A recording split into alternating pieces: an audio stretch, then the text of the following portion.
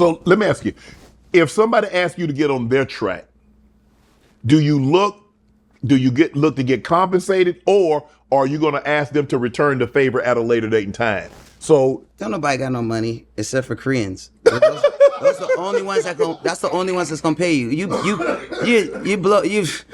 fooling yourself. You think you're gonna get a rate or something from one of these rappers? You gonna get a swap? Right. Yeah, we gonna swap. There ain't no money in it. But now when the internationals acts, they gonna pay you. They gonna fly you out. They gonna treat you right. Okay. Shout out to my Koreans now. You might see me on a lot of them records. Right.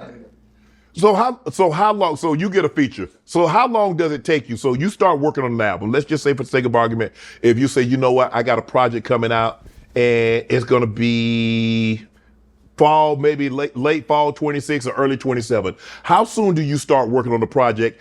Do you have a concept in mind or kind of direction you want to go, and the people that you potentially want to have on the album? How long does that take? Myself, I've been working on the project since my last album drop. Okay. I never stop. I make music continuously. Okay. Now, there might be a time of that I'll set aside to finish the project. Okay. Now I'm gonna set 2 months to wrap this up. Stop lollygagging and no more new songs. I'm gonna tighten these ones up. Now I know the vibe I want. Mm-hmm. I'm gonna start thinking about what I want this to look like and everything. And I've gotten better with that process with each album. Right. But yeah, I'm always continuously working since the last project. Now I have a lot of different projects and groups, right? Right. My last solo project came out 2019, I think, Ventura, right? And we got a Grammy for that, but it came out the same year as the project before. But I was making records right after that, for my own stuff that I set aside, and for Silk Sonic, for No Worries, whatever. And now, I got another project that I'm working on now that I'm setting aside a couple weeks now that my studio's done. I can sit there and wrap it up and get it tight. Then we could talk about when we want to put this out. Do we want to get any features on it? And then we can, figure out from there how it goes.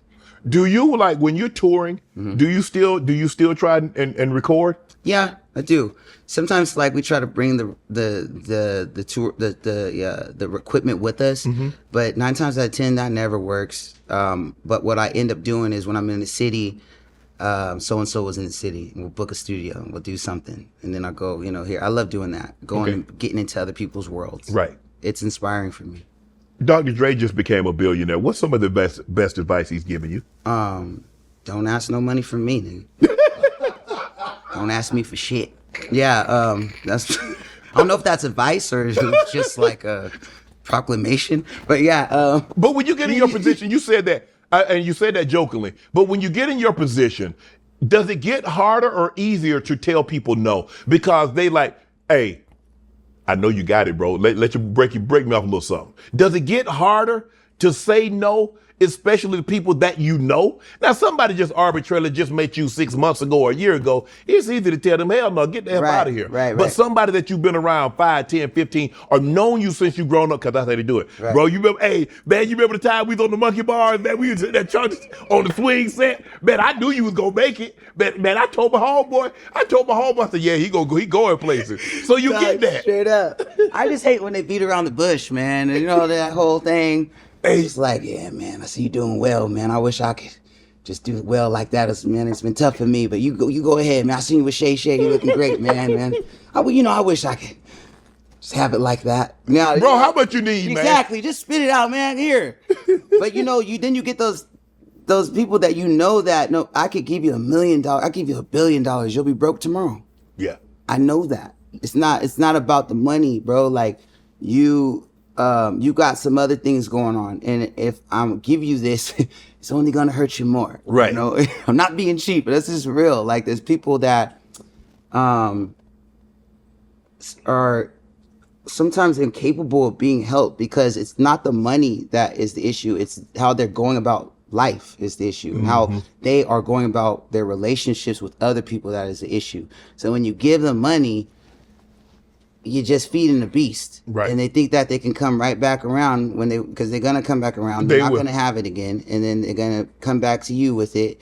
And it's 2 things gonna happen. You're gonna get tired of it, and then it's gonna blow up a situation, and it's gonna make it weird. And but then there's people that they get down bad, and I can't wait to help them out because they helped me out. And it's like, thank you for asking. And it's, you know, sometimes people got a lot of pride and they don't want to ask, and it takes a lot to ask someone for help, especially financial help. Yeah. And you know, if they ask, they really need it. They do. And if I got it, bro, you got it, man. Like, I love being able to help provide for my family, especially my sisters, my broke ass sisters. They ask for money a lot, and it's beautiful, you know. And my sister been wanting a tummy tuck for a long time, and I didn't give it to her. I got her a Peloton, I got her a treadmill, all kinds of different things. But see, that's that poor man plastic surgery, gym membership. Yeah, I need a rich man. When I go to the doctor, he get it apartment. Ain't no shortcuts to this. I didn't take no shortcuts getting to this money. Right. So you gonna have to, let me see how if you work, because once you get the tummy tuck, I want to see you gonna start acting different, and you gonna keep it off. You can't have the tummy tuck, but you still on the Chick-fil-A mentality, right? Okay. So it ain't gonna help you, right? You know, so I just try to help when I can. I don't mind helping it. It's fun, and honestly, like, I feel like you get what you give in this industry. I'm not the richest man, but for some reason I'm able to do everything I love to do, and I love giving away stuff. I love providing when I can, and you know, what Dre, some advice that he's always told me, man, is, you know, Dre, you never see him in the hoopla, right? And he's been he's been a person that survived the 70s, 80s, 90s, 2000s, and seen people come and go, and has always stayed his ass in the studio and stayed focused on what he loves, right? And that's what it's about. Again, he told me, just do what you love. Don't ever chase none of that stuff. Don't chase the hype.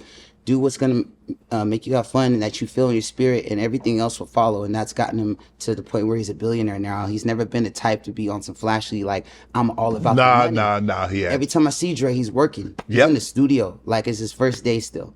And he doesn't have to, but he loves that. And everything, he's created this whole world around him, and he's created just a whole family tree of amazing artists. I'm proud to be one of them. And that's one thing that I've always respected and admired, and, you know, following his footsteps for sure. Is it a situation, Anderson, that when you see, like, I'm only gonna give what I don't lend money, I give money, and I'm only giving what I can afford to know I'm not getting back. So I don't give money with the hopes of getting, because I already know I'm not. Yes, and then you know that you get the types like, man, I'm gonna pay you back. I'm gonna set it. You remember this date? I'm gonna set it, and then they do all that. I'm like, bro, you don't need to, but, you know, since you want to say all that, all right, I'm gonna hold you to it.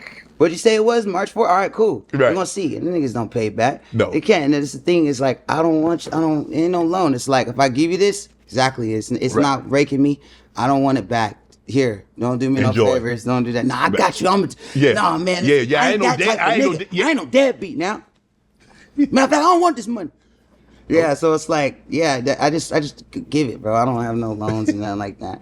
Are you surprised? Like, Dre doesn't do a whole lot. If Dre working with you, he believed 1,000,000,000% in you, because Dre don't really. I mean, I think what the last thing I heard he did did Snoop. I think Snoop had a project about a year ago, and he did Snoop track. But Dre doesn't do a whole lot. Yeah, well, when you're a billionaire, you don't have to do shit. You just do what's fun and what you want to do, right? And that's the beauty of it. Like, some shit I have to do. You know what I'm saying? Like, I gotta get out here.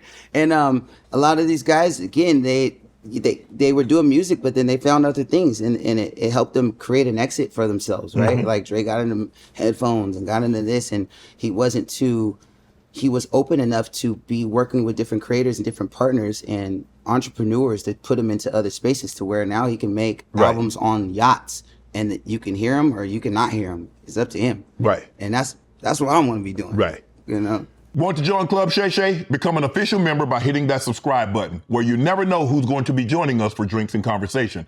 Don't be late to the party, because you know we like to do something before two something.